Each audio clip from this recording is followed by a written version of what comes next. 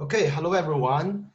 So from today we will introduce CUDA and graphics processor programming, which is shared memory, another style of shared memory programming, but mainly utilizing the GPU graphics processor unit to realize the parallel computation. Okay, so let's look at the outline we will focus on. So first, we will introduce the trade-off between the traditional CPU architecture and the GPU graphics processing unit architecture. And then we will introduce how to utilize the CUDA programming model to realize the GPU programming, especially for NVIDIA GPU. So as we know, there are different GPU programming model.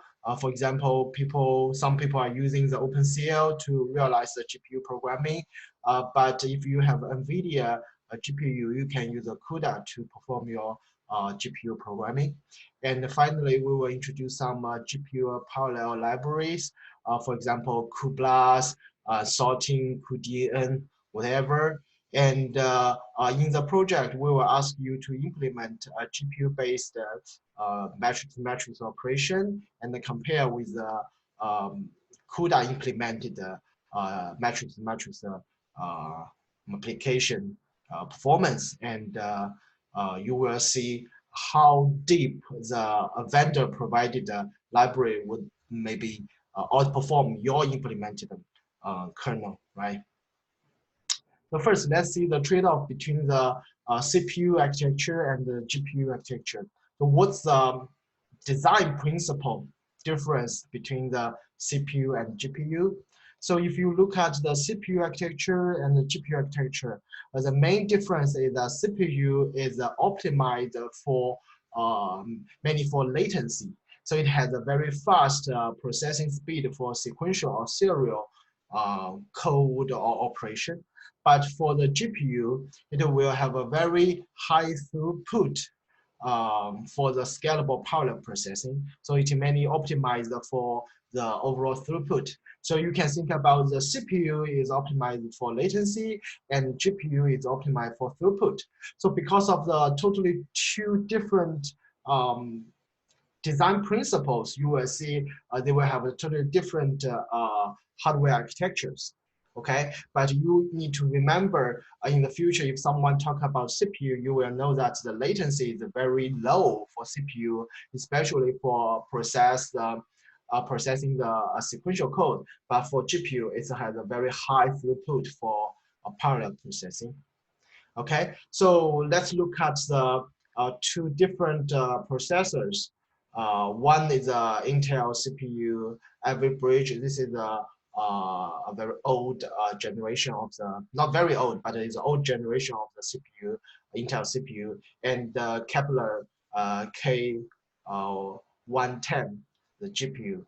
So if you look at some parameters here, you will notice that usually the CPU has a much higher frequency than GPU. So because GPU doesn't need to have a very high frequency um, so that it can save some, as we discussed previously, you can save some energy or power consumption here, right? But also you will notice that the GPU will have a much higher number of the threads than CPU. So for example, if you consider 15 cores for CPU and each core will have a 2-thread and the 8-way SIMD. SIMD, you know, it's a single instruction and multiple data, right?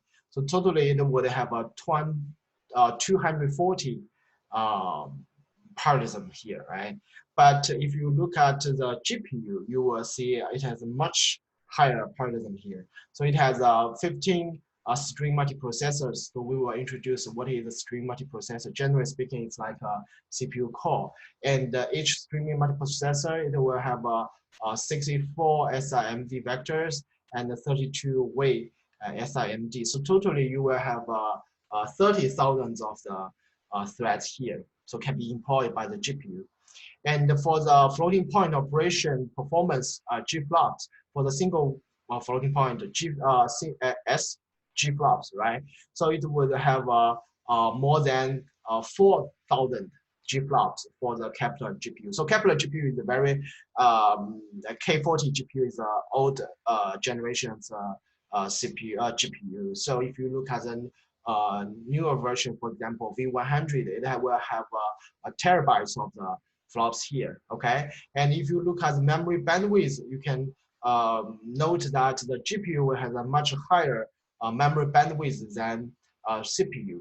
So sometimes if your code, your kernel, or your application needs to have many memory operations, and definitely your application or algorithm is bounded by the memory throughput, you need to consider the GPU architecture to implement your algorithm for high performance because it has a higher memory bandwidth compared to the CPU.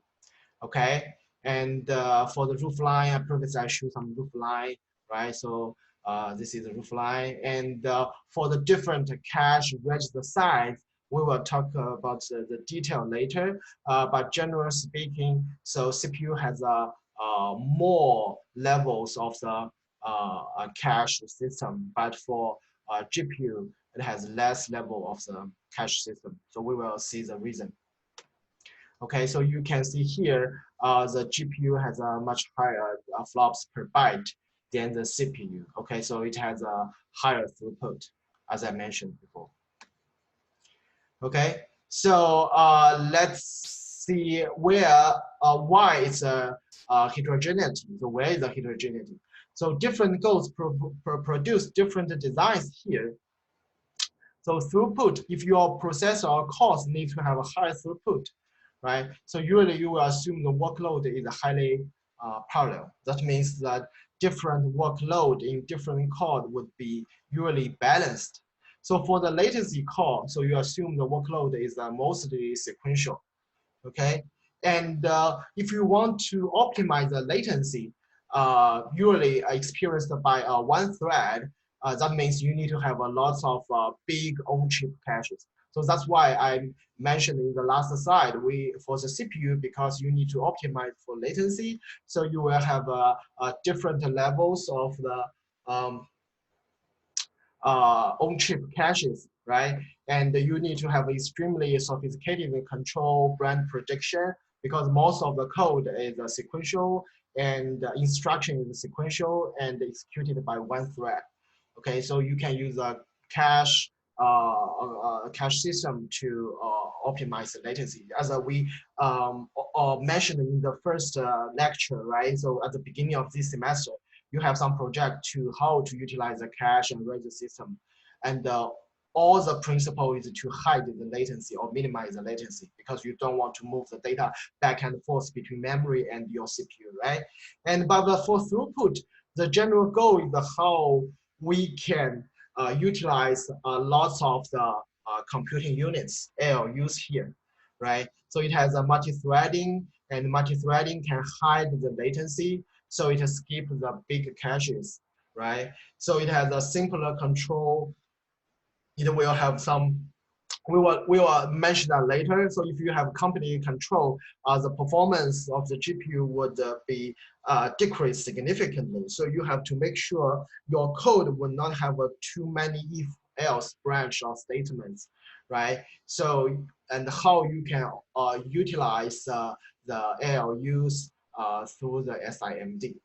Okay, so this is the two design principles for the GPU and CPUs and where is the heterogeneity from, right? And based on these design principles, you can see the architecture could be totally different. So here is the differences. Okay, so if you look at the SIMD for the CPU or GPU, so first let's see what is the SIMD. So SIMD is a single instruction, multiple data, right? We mentioned that before. And the SISD is a single instruction, single data.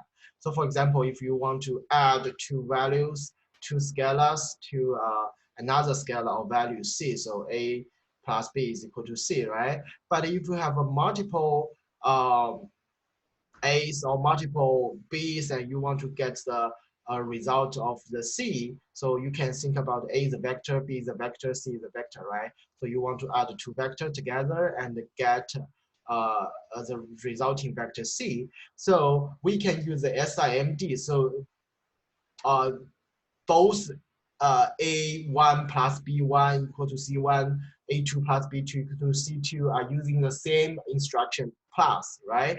Or adding. So you can use the same instruction, but with multiple data. And the SIMD width is equal to 2. Okay, so the single instruction multiple data SIMD is trying to making use of the data parallelism here. So we care about the SIMD because area and the power efficiency concerns. As we mentioned, so if we can increase the parallelism and still maintain the low frequency of the processor unit, and we can save the power or energy efficiency, right? I remember I gave an example in the beginning of this semester. So the parallelism is exposed to the programmer and the compiler. How can we utilize the parallelism? A compiler can help us, but you cannot just rely on compiler, right? You have to program the SIMD code very well. So as I mentioned in the last lecture or last week, we can use OpenMP, pthreads, and the MPI to realize SIMD parallelism, right? So, but for MPI, we usually call it a single program multiple data, right? SPMD. But no matter program or instruction, they are in the different level, but the idea is the same, right? You just use the same piece of the code, but with multiple data. Okay, and because it's difficult for compiler to exploit the SIMD. OpenMP can exploit some, but it's not very comprehensive. As I mentioned, it cannot give you the performance guarantee, right? So how do you deal with the sparse data and branches? So many programming language like C are difficult to vectorize. The most common solution is that either forgot about the SIMD or you just use the assembly code to do that. So it requires a new code version for every SIMD extension. That's a programming limit. That's a limitation from programming language, right? Or the compiler, you cannot utilize the SIMD very well, or you cannot program a SIMD code very well, right? So a brief history of the x86 SIMD extensions. So some of you may know that we had SSE and different versions until AVX and AVX plus FMA. FMA I think is a fusion of multiplication and adding, right? It can help you to add and multiply fields together in one cycle. So now we have the AVX too. So you can see that different vectorization extension can deal with a different length of the vectorization. So we mentioned in the previous slide.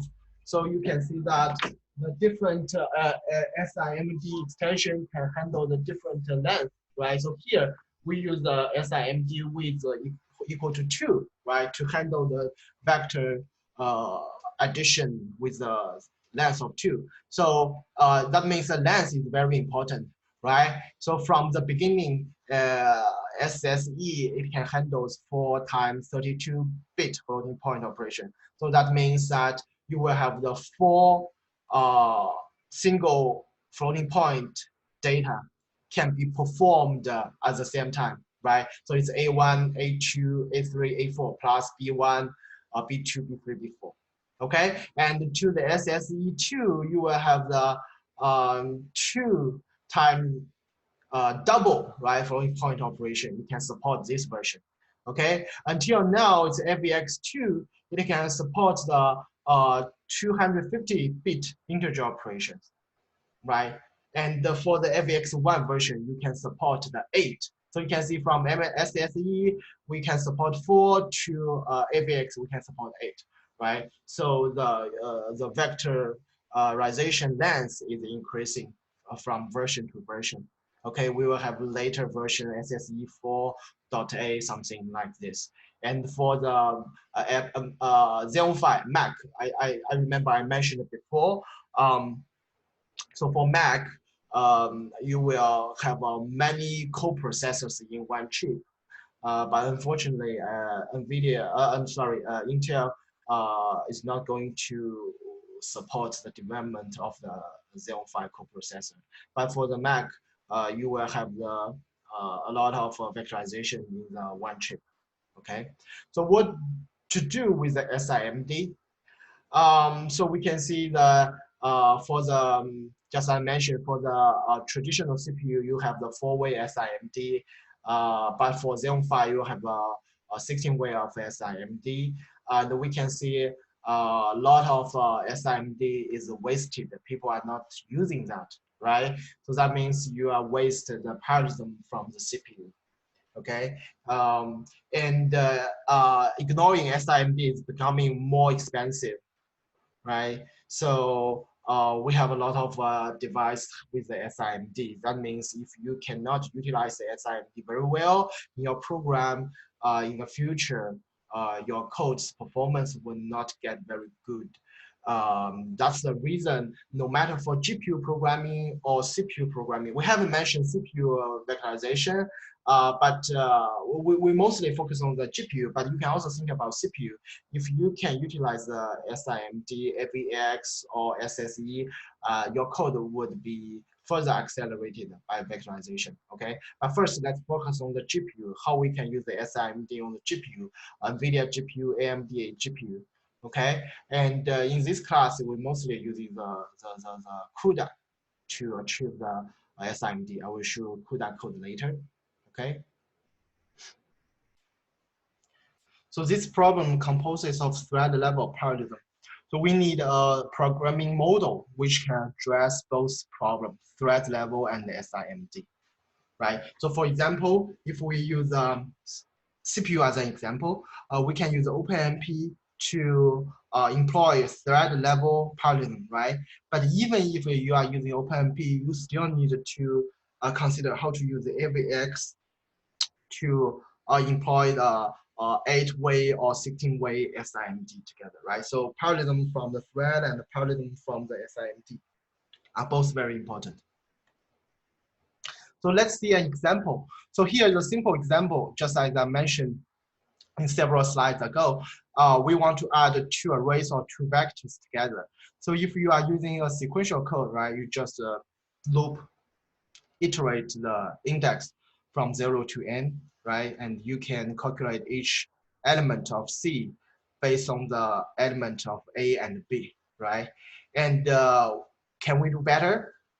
So the idea is that just we mentioned before, we can use the multi-threading, right? So for example, we can create a number of the threads equal to the number of cores, 2, 4, 8, 16, 32, right? And for each core, with each thread, we will handle several number of the elements to add them together, okay? So this is the multi-threading. So that as I just quickly go through that slide because we have already learned how to use OpenMP to handle multi-threading, right? And the question is that how does the performance scale? And here is an explanation why the performance cannot scale up or continue scaling up if you use a number of the threads larger than the cores, right? And for example, if you have 32 cores, if you want to use a 64 threads or 128 threads, why the performance will not increase? Because sometimes you will have the context switching. Okay, so in CPU, if you want to use a thread switch, you want to switch the thread, you need to pay penalty. You switch or context switch across different threads. But this would not be an issue on GPU. So that's the benefit of the GPU. You can employ more threads to improve the parallelism here. Okay, so for example, on GPU, we can start a much large number of the GPU thread to perform the computations here. Okay, so we can create a kernel. So each thread will perform one addition, specify the following kernel operation. So you will ask each thread to perform on one value. For example, thread I to perform the addition on the AI plus BI to get the value of CI, right? After that, you just wait for the thread to make a synchronization. Okay, so this is a good thing for GPU. You can have a much larger number of the threads to work on per point or per value. Okay, so emphasis on parallelism means we have lots of GPU cores, and this allows us to run many threads simultaneously with no context switches. So that's why if we look back in this slide, you will notice that we will have a much more number of the threads in GPU than CPU, right? So you don't need to worry about the context switch problem here. Okay, so you can employ much more number of the threads.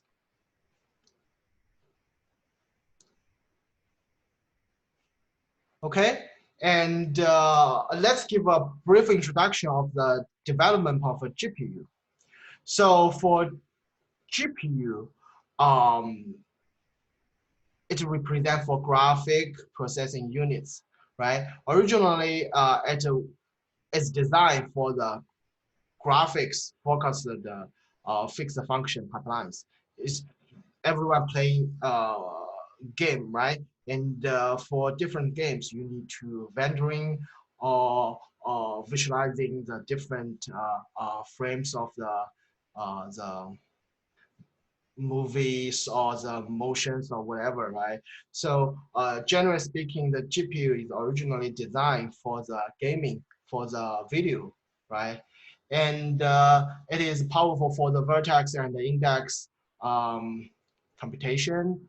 And it has a different design, especially for the pixels on the screen, okay? And for the concept shader in computer graphics, it could implement one's own function. So you can implement your own function, and OpenGL rendering language will give you some C-like language to help you implement a computer graphics function, okay? And OpenCL is a modern multi-platform general purpose GPU computer system. But we won't be covering in this course. So what is OpenCL? To be more specific, so OpenCL is a standard programming. It's a programming standard. So every vendor should follow the OpenCL rules to develop their own programming language, especially for GPU. Right? So NVIDIA has its own OpenCL, AMD has its own OpenCL, right? But all the OpenCL use the same programming language. They can offload the computation on the GPU architecture and employ the parallelism of the GPU architecture.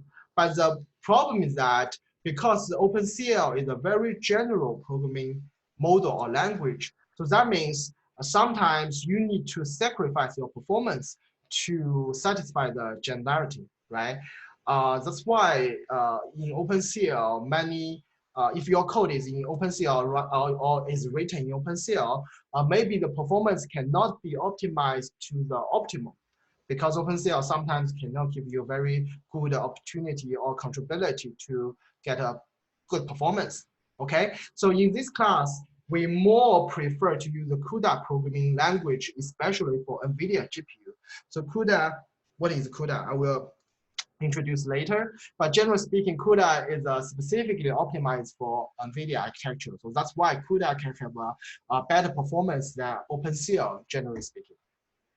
Okay, so what is GPU? So as I mentioned before, GPU was originally designed for visualization or gaming or vertex, right, rendering.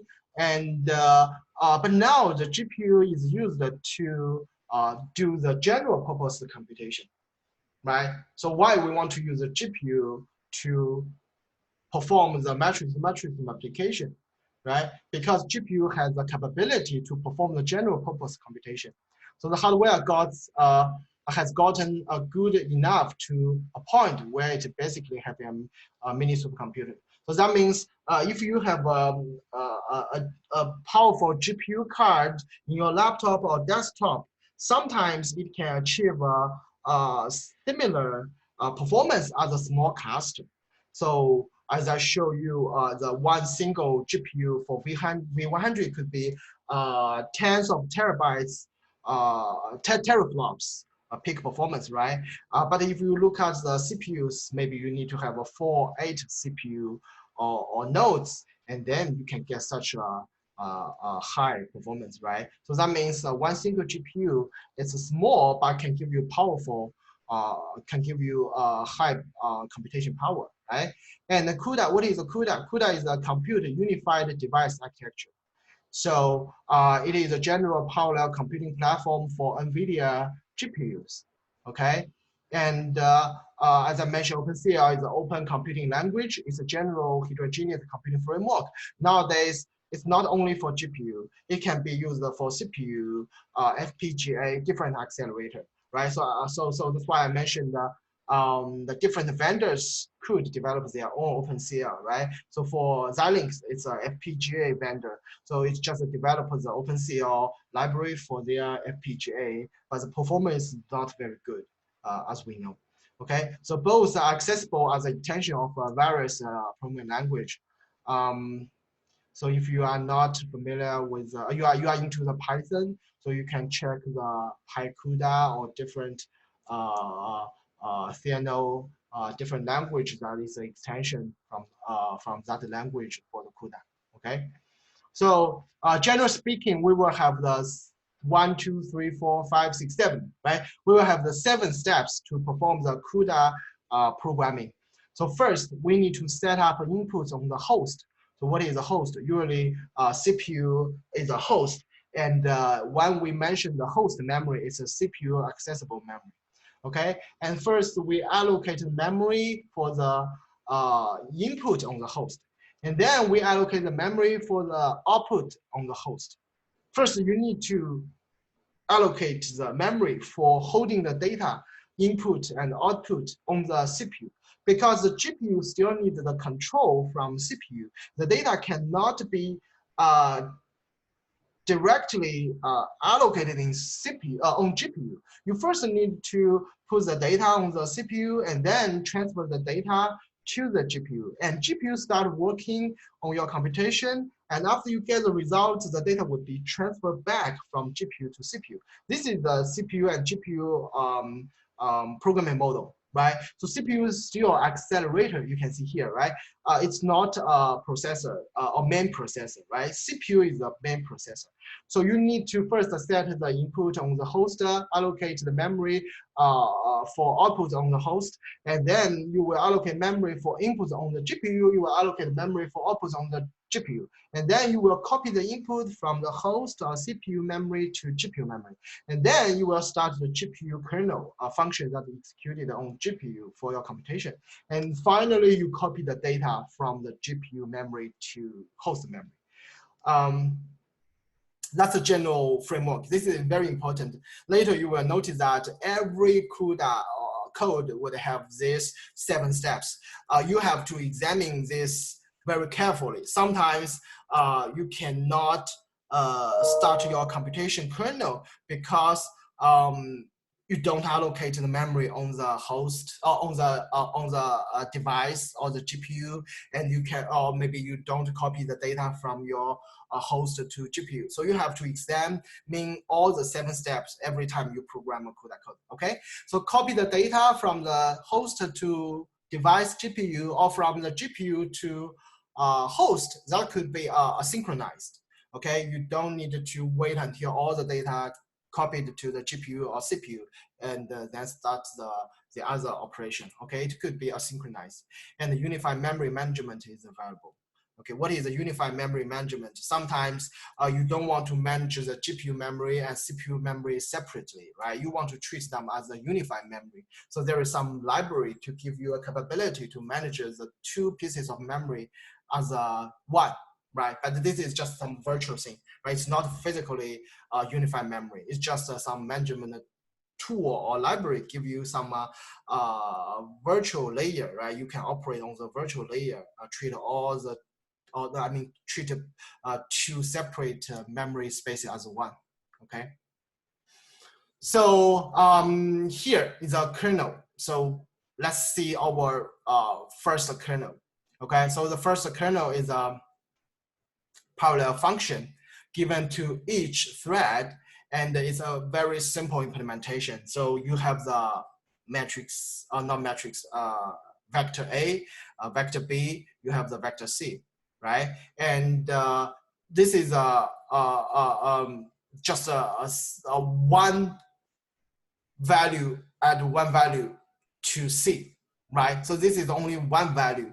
And how we can make it working with all the threads, right? That's our main question. But before that, you need to figure out each thread would, each value would perform which kind of the operations here, right?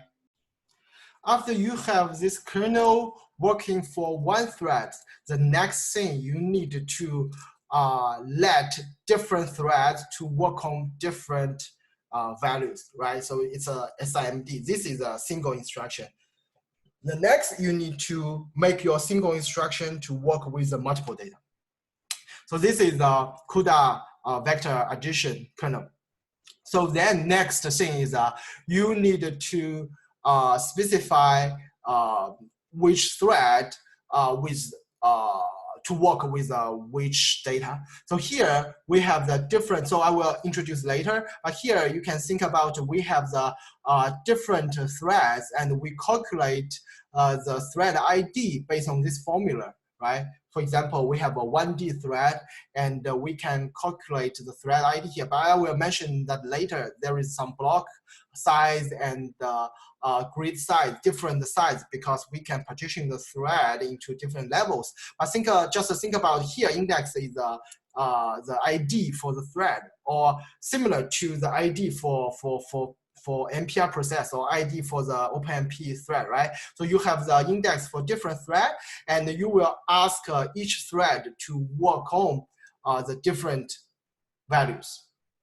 Okay, so for example, you will have the thread 0 to add A0 plus B0 to C0, right? And for the thread 1, you will use it to calculate A1 plus B1 is to C1, right? So you will have, for example, we have 1,000 values in A and B, and we have 1,000 threads here. So you just think about using the one thread on GPU can get a result of the C with the 1,000 values at one time, right? Because 1,000 threads are working at the same time.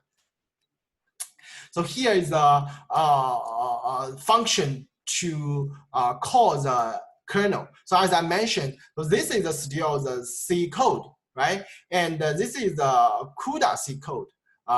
Previously we showed down here. This is the kernel. And how we can call the kernel. So as I mentioned, you first need to allocate the memory on GPU for your inputs, right?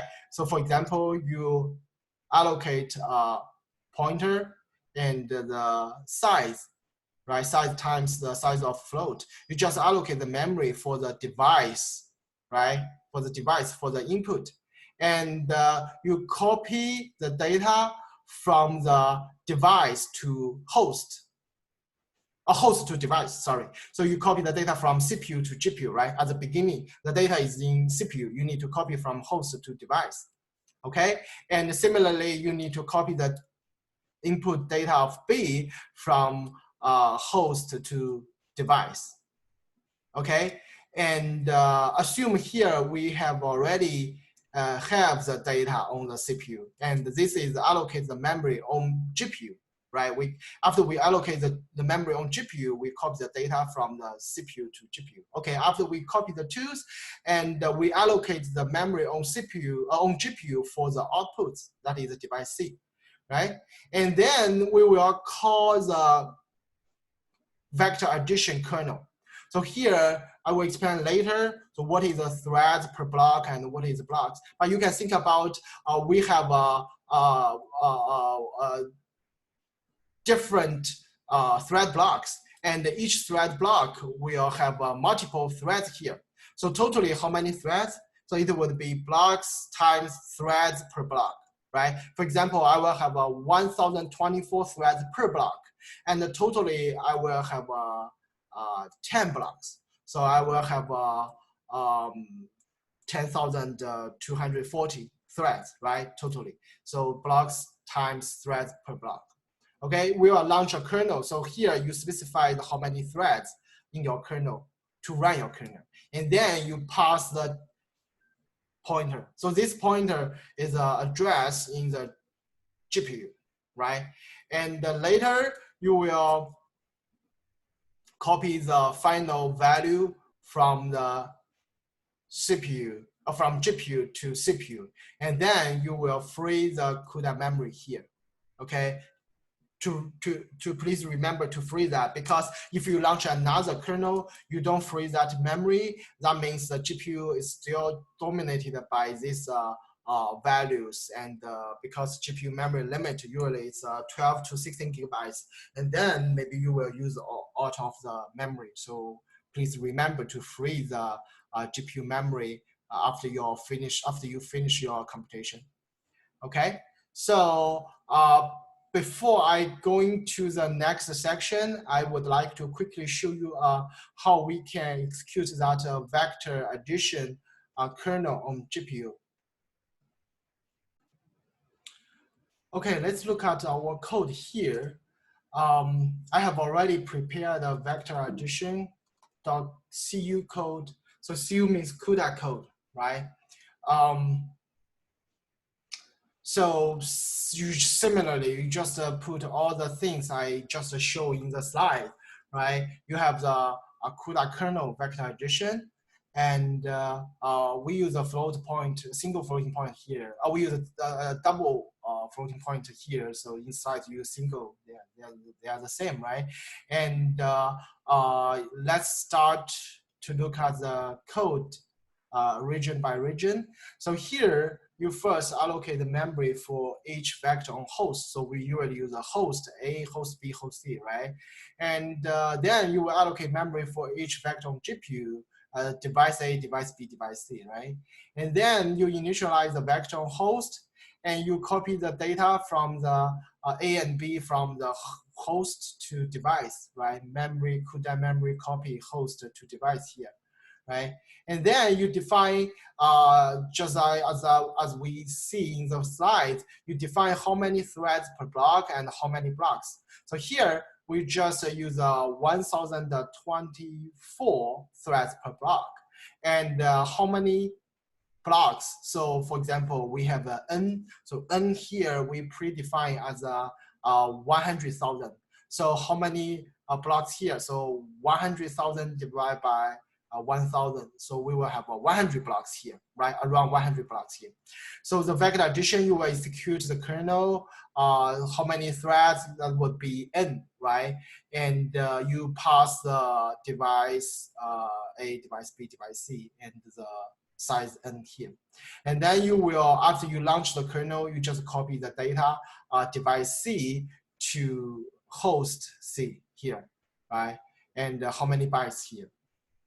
Finally, you will just calculate the final result. You will release the device memory. You will release the host memory. You will return 0. Okay, so here is our code. It's not a complicated code, but one important part is this part, right? So you will ask all the threads, for example, 100,000 threads to work on each value or each element of the array, right, in parallel. And after you finish the computation, you remember to copy the data back. At the beginning, you need to allocate the memory on both device and host, just to follow the 7 step. And for compilation, it's just the NVCC. It's like GCC, right? But it's a CUDA compiler. So based on your GCC. Okay, and for the different version of the CUDA, it will provide you different NVCC compiler. So we can compile the code vector.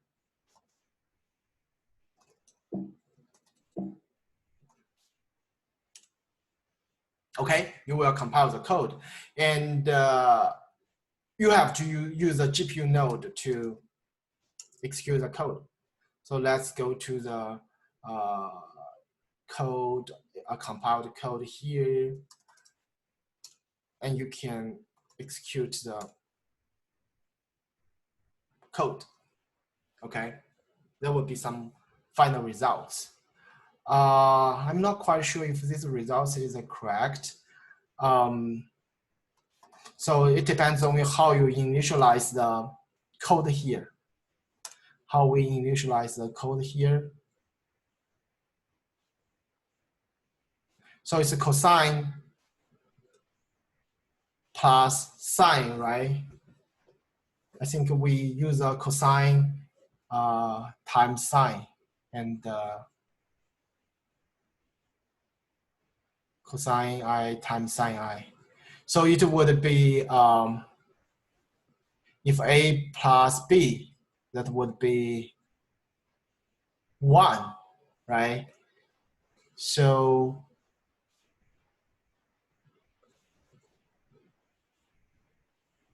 I think the sum should be equal to 1 within the error.